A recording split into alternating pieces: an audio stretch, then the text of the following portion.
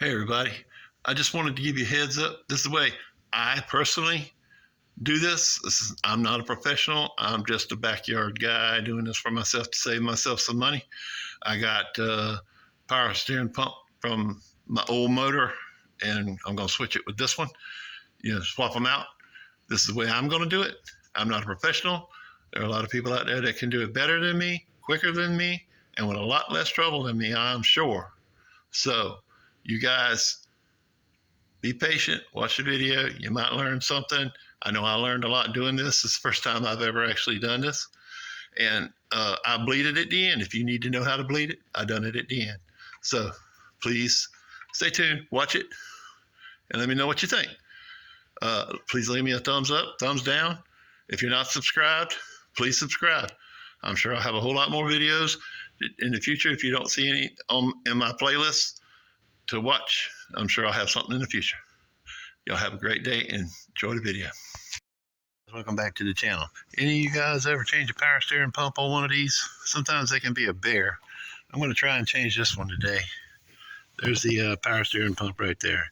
I got a power steering pump pulley. I'm going to put it on here and try and pull that off. But first we got to take this belt off. Hopefully it won't go too bad. It looks a little rusty, but I'll hit it with some PB blaster and give it some of that looby-dooby and maybe it'll slide right off. This pump just doesn't want to work anymore. If you're sitting still, it won't even turn. You might as well not have power steering. So I'm going to take care of that today. I'm going to remove that one and replace it with another one that I'm pretty sure is still good. And I'll show you what I mean. All right, this is the power steering pump. This in question here. This is one I pulled off of another truck. I'm going to put this one on there today. And what you have to do is pull the old one off. These three bolts are behind the pulley. The pulley goes on there like that. It's also press fitted on there, so you have to put it back on there with another thing you put in here, and it pulls it to it. But yeah, once you get the pulley off, that's the easy part. You take these three bolts out, and I think there's one right here that goes into the block. You take that out, and you got it all out. You have to disconnect the high pressure line and the low pressure line. It comes right off. These pumps do come apart right here, and this is the reservoir, but I'm not messing with all that. The new one's about $80 on eBay. I think it's a reman. If you want to buy one brand new, like an AC Delco, it's like $300. I ain't spending that kind of money. I don't have it to begin with, but lots of fun to slide the pulley off of there. I'll get the tool and show you what it looks like. Okay, this is my Harbor Freight Pittsburgh brand pulley pump puller set. Should I say pump pulley puller set? Say that 3 times real fast. Anyway, the way this works is if you haven't never used one, you have these pieces here. And what you want to do is these have 2 different sides. You have a wide side and a smaller side. See the smaller side there? The smaller side is going to wrap around this jewel here. You want to take this nut right here, and it's going to go right there, and then you're going to put these pieces around it.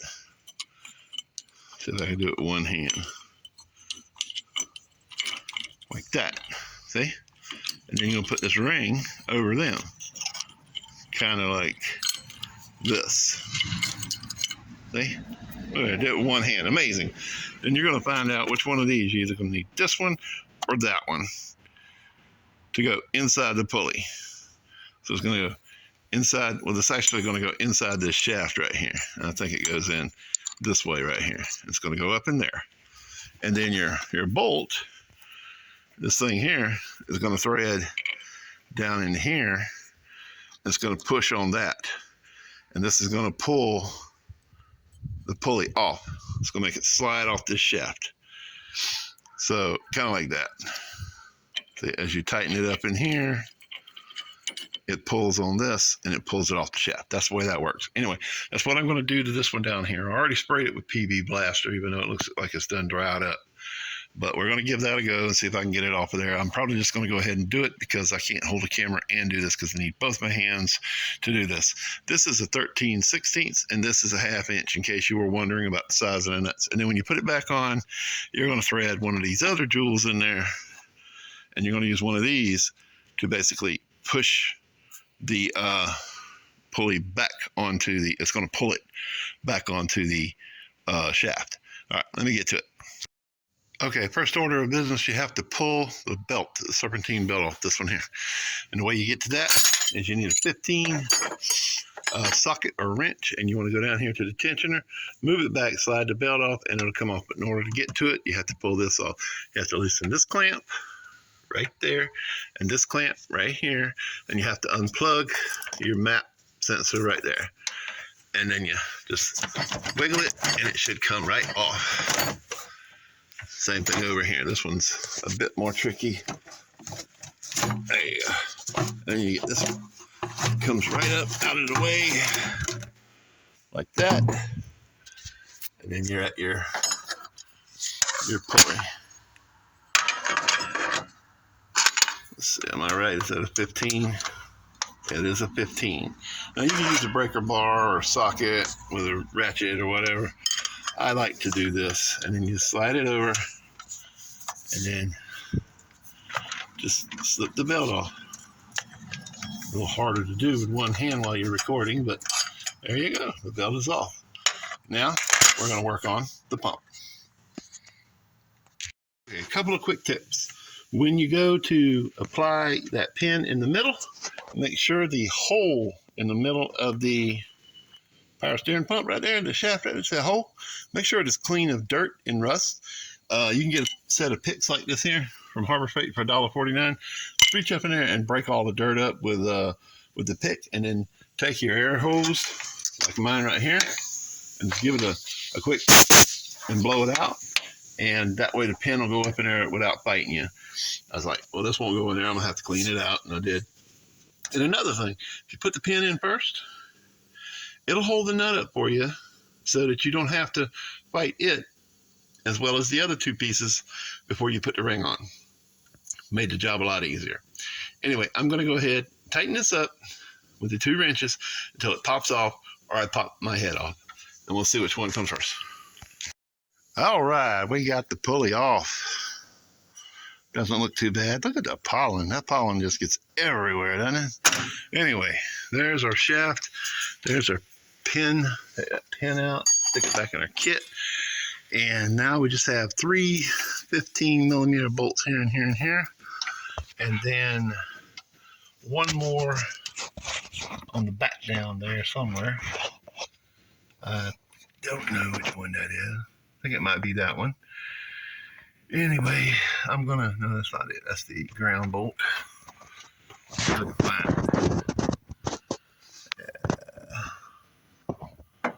That might be it. Might have to fight with the grounds then. Anyway, I'm going to go ahead and get those off. I'm going to use a 15mm socket. Got it right here. And I'm going to tell you now, you're going to have to pull real hard to get that thing to pop loose. But once it does, it's going to be tight, and you can get it off. If you can, use an impact gun. I don't have an impact gun, and this is tight quarters. Probably would benefit you to go ahead and take your fan off as well. Give you a little bit more room to work without having to fight around it.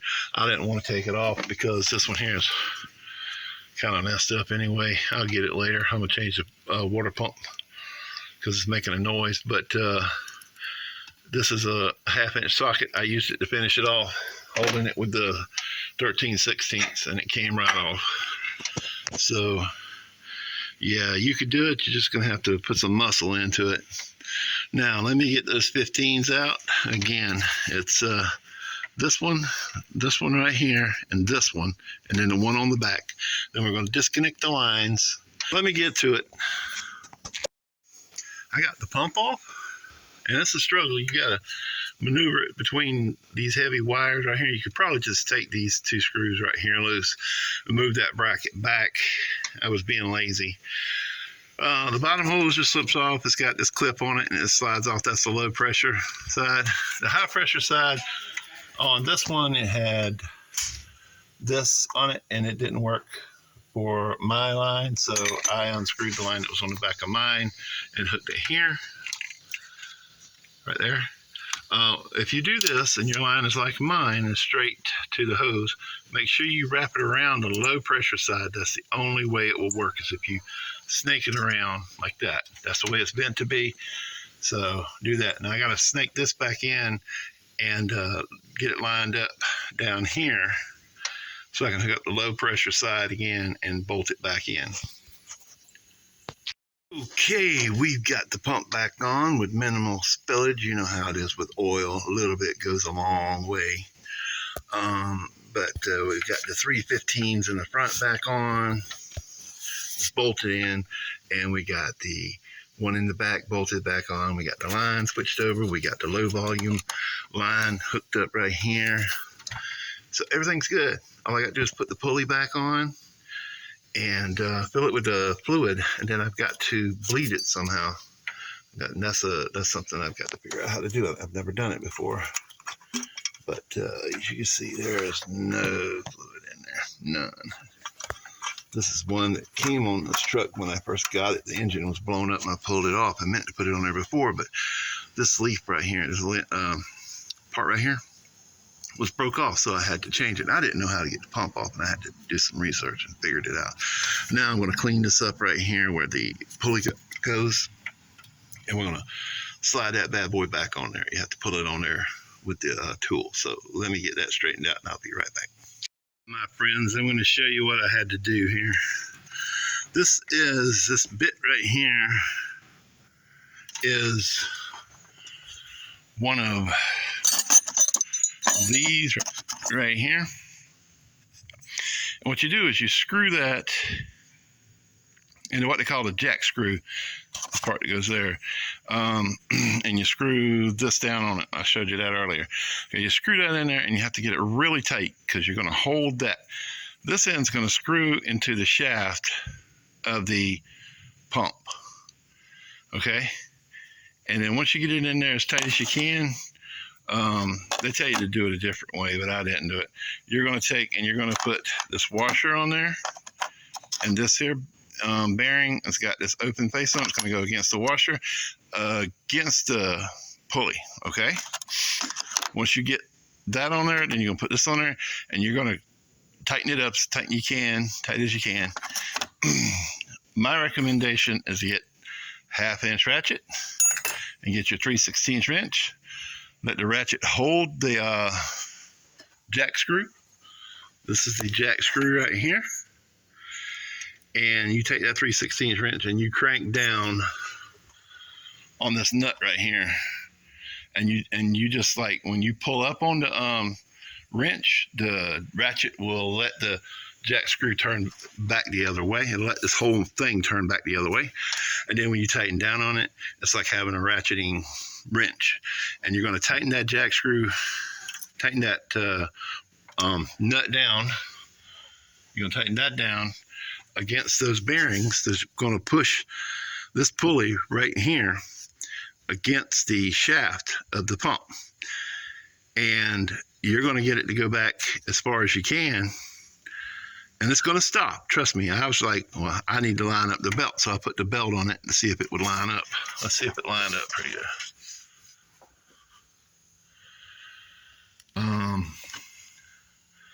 I think that's lined up pretty good.